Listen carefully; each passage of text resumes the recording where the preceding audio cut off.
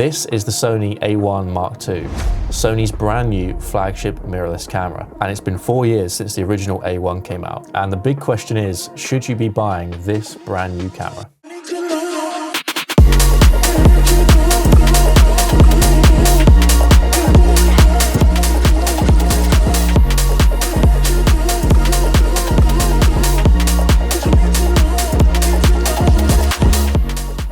Full disclaimer before we get into this, Sony have very kindly sent me this A1 Mark II to test, but they have not paid me or sponsored me or told me what to say. This is my full honest review, so thank you very much, Sony. So if you can actually spot anything different with this shot now, then you've got very good eyes, because I've just swapped from my A7R5 because I was holding the A1. I'm now recording on the A1 Mark II. So this is what it looks like, 4K 25 straight out of camera, and this is with a slight color correction. So let's go with that. So I'm gonna keep this video very simple. There's gonna be pros, and there's gonna be cons, and there's gonna be a final verdict at the end. This is the most expensive mirrorless camera that Sony do, £6,299 or $6,500 US. So this is not cheap, and it's not meant to be. This is their flagship. And for something that's $6,500, the biggest upgrade for me is definitely the fully articulating screen on the back of the camera. I got many comments on my original A1 video saying that you don't need a flippy screen, and it's ridiculous to say that you need to have a flippy, fully articulating screen. Just buy another monitor, which will cost you hundreds of pounds. And I did say in that video that I would buy the A1 if it had a flippy screen, and here we are, 4 years later, we have the flippy screen. Not only is this great for videographers and people that are filming themselves, like I am right now. I'm looking at the viewfinder, and I actually see myself. On the A1, I had no idea whether it was in focus, whether it was going to be the right exposure, but now I can see everything on the fully articulating display, which is facing me now. This is also great for photographers if you want to lie down and get a low angle shot. It's very difficult to get right on the floor and have your eye through the viewfinder in certain situations, so it's good to put your camera right on the floor. You can flip out the screen and then take pictures and see what you're looking at from there. However, as most pro photographers will tell you, don't trust the back of the camera, always look through the viewfinder and on a proper calibrated screen. So it's great that the fully articulating screen is here. That is the reason why I bought my Sony A7R5, which is my daily camera that I use. It's not really a video camera, even though I'm video first. And the A7R5 had a lot of AI autofocus features, which have now come to the A1 Mark II, which were previously not on the A1, even after software and firmware updates. This is a big deal. So the AI autofocus, like on the A7R5 and the A9 III, allows you to select different subjects in autofocus. If you have all of these ticked in the menu, your camera will pick out automatically which one of these subjects are you wanting to focus on. It's never not worked for me on the A7R5, and for me on the A1 Mark II, it's been superb. It hasn't got anything wrong when I've been using it. These AI subject tracking modes are also crucially now in video, which they weren't previously. Another big upgrade on this camera that wasn't on the original A1 is pre-capture. Now this is something that has sort of become the industry norm now with the Canon R1 and a couple of the Nikon cameras. So by default, there is a button set where you can press and hold this and it will constantly be shooting up to 1 second before you actually press the shutter. So this is great for fast action like sports. If you have your finger on the button, it's already pre-capturing, and then you can take over and fully press the shutter to continue taking your photos. So this will be a very good upgrade for current A1 owners. Something else which is also very important is stabilization in this camera. So obviously on the Sonys, you have 3 different stabilization modes in video. You have off, which is nothing. You have the standard, which is just their very light, normal stabilization. And then you have active, which crops in quite a bit, stabilizes the footage very well, but you do lose that wider angle of your lens. Now there is a new mode called dynamic active stabilization, which Sony claims is 20% more effective than the active stabilization mode. It also has framing stabilizer, which tries to keep the same composition basically when you're handheld. If you're going to be filming yourself and you're going to be using a wide angle lens and you want to keep you centered in the frame, this is going to be great for that. The actual in-body stabilization is now rated for 8.5 stops, which is up from 5.5 on the original A1. I thought the original A1 stabilization was pretty good, particularly if you put it on active. I thought it was very, very good. Does this mean you don't need a gimbal? No, you're still going to need a gimbal, in my opinion. If I don't have a gimbal and I'm in a pinch and I need to use the camera with no gimbal, I would have full confidence in this camera with 8.5 stops of stabilization. And also, if I need it, you've now got dynamic active stabilization. So if you don't have a gimbal, this camera is going to be great for that. Or you can buy an A7S III and buy a gimbal and save yourself a couple of £1,000. Food for thought. So these shots you're seeing right now were done on the Sony A1 Mark II as part of my brand new music video for my track Dreamers, which came out a couple of weeks ago. I'll put a link in the upper right of the screen so you can see the A1 Mark II in action. Expect sunrises, sunsets, and I'm going to actually stick in a drone shot after this because it was just so absurd, but that wasn't done on the Sony. Anyway, back to the video. Another welcome addition for photographers will be the speed boost button, which is a new button conveniently located on the front of the camera. It's just above the lens release button. If you're, say, in medium mode on photos instead of high or high plus, you can be shooting pictures at 10 frames a second, and if you need that speed boost, you can press the speed boost and it will ramp it up to 30 frames a second. Now, I did try this when you're shooting in high plus already. You can't speed boost from 30 frames a second because that's the maximum that this camera can shoot. It only works if you're using a mode below high plus, which does make sense. Interesting because the Canon R1 shoots 40 frames a second and the A1 Mark II only shoots 30, again, like the original A1. But this is a 50 megapixel sensor. The R1 is half of that, so keep that in mind. 30 frames a second, RAW and JPEG on the A1 Mark II, same as the original A1. So if you're a sports photographer, this is absolutely rapid. But if you do want 120 frames, you're gonna have to go to the A9 III. But this is really, really fast. And the actual camera itself has a much better grip design. It's more rounded and the shutter button is actually angled towards your finger.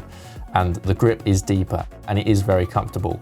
Although I never thought when I tried the original A1 that this was uncomfortable to have in my hands. And the A1 Mark II weighs pretty much the same within 5 grams as the original A1. And when you compare it to a Canon R3 or a Canon R1, those things are massive and they're heavy. After using the R3 for 2 months in the summer, I can tell you that is a heavy camera. Whether or not Canon users admit that, it's a very, very heavy camera when you compare it to size. It's a lot bigger, the lenses are heavier, everything about it is heavier and it's more difficult to transport. These cameras are amazing and it's a big plus of using the Sony Alpha line. It's small, it's compact, it's light, and in some ways it has better detail and image quality than the others. On the actual camera itself, the stills and video and the S&Q mode buttons have been moved to the sub-dial, just like the A7R5, and the Ethernet port is now 2.5 gigabits per second over the A1's 1 gigabits per second. And interestingly for me, it actually shows you the battery percentage whilst you're charging. I can't remember if the A1 did that, but the A7R5 doesn't do that. Maybe I'm missing a software or firmware update, but the A7R5 doesn't show you your battery percentage whilst you're charging. Battery life on the A1 Mark II is rated for 420 shots with the rear screen, which is actually less than the A7R5, which is rated for 530. I'm able to get through over 2 hours of shooting on 4K 25, 4K 100. In 8K, the battery life is slightly less. I would definitely keep spare batteries with this. Whenever I was using this camera for a few hours, I never used that much battery life. I would easily get through like a 3 or 4 hour job with one battery.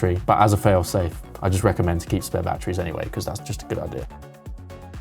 The A1 Mark II also now has focus bracketing, which the A1 did not have, so I never used that, but some people use it. So if you do, that's good for you. A1 Mark II also comes with a dual battery charger, so you can charge 2 batteries at once, which is a very good addition. And unconfirmed, but I think there's dual ISO in this camera. Like the A1 original, there was an ISO, base ISO at 100, and then another one around 400, 500, but this is unconfirmed. It looks like it has dual base ISOs, but don't know for sure. And Sony does claim that it is less noisy over a certain ISO, and I would agree it is slightly less noisy overall than the A1. And in stills, it is definitely slightly less noisier than the original A1. I found the original A1 was actually quite a lot noisier than something like the R3 or the R1s whenever I was editing for Getty. Obviously, you've got a sensor that's twice the size, so that's probably why. But Sony have definitely improved the A1 Mark II in terms of noise. And another good benefit of this camera, like the original A1, is that the 8K is oversampled from 8.6K.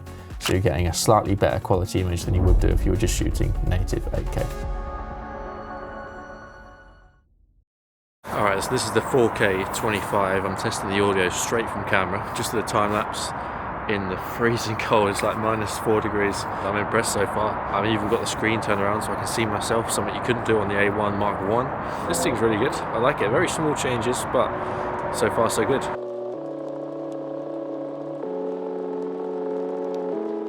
That brings me on to some of the cons with the Sony A1 Mark II. The first con I have is actually not just to do with this camera, it's to do with Sony altogether. I tried to take all the settings from a cam set file from my A7R5 and move it to the A1 Mark II, but apparently you can't take settings from a Sony Alpha mirrorless camera and copy them to another model of the Sony Alpha mirrorless camera family, which I thought was crazy. The menus are the same, the layout's the same, the settings are very much the same. As I don't have an A1, I don't know if you'll have that issue copying cam set files from an A1 to an A1 Mark II.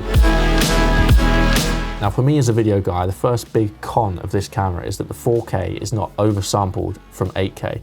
We know this camera can shoot 8K and it's oversampling as 8K from 8.6K, which is amazing. So why is the 4K not being taken from the 8K image? That would make the noise less prevalent. That would make the image a lot better. Essentially, what I think this is doing is forcing people to shoot in 8K and then down-res it to 4K in post. Now, this is fine as long as you have many, many terabytes of storage, because as you know, if you've tried it, 8K will eat through your hard drives like there's no tomorrow. Those file sizes are huge. So if you're gonna shoot in 4K 25, just know that this is not oversampled. And when you compare this to the Canon R1, the Canon R3, the Canon R5, these are all oversampling from 6K and 8K respectively. I'm not a guy who's gonna be sitting there zooming into 10,000% looking at pixels, but if I was, I'd be pretty disappointed that the 4K 25 on this and the 4K 100 is not oversampled. The only way you can shoot in oversampled 4K on this camera is if you shoot in APS-C mode and crop the sensor. There's also a minor 1.13 times crop on 4K 120 or 4K 100 recording.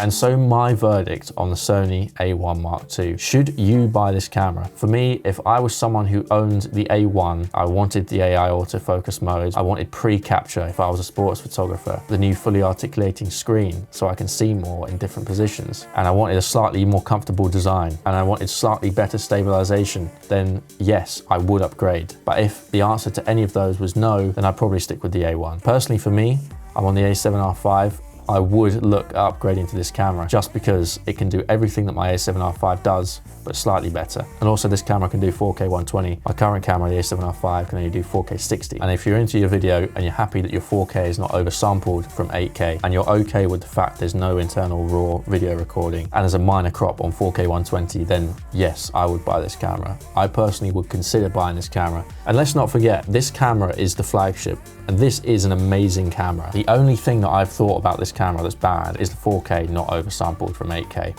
Apart from that, everything else has been fantastic. So make no mistake, if you buy this camera, this will be an amazing camera for you. It really is fantastic. With that being said, this is more expensive than the A9 III. Even that oversamples its 4K from 6K, and also the A9 III is a couple of £100 cheaper, so you've got to take all of these things into account. What I will say is that this camera is absolutely fantastic.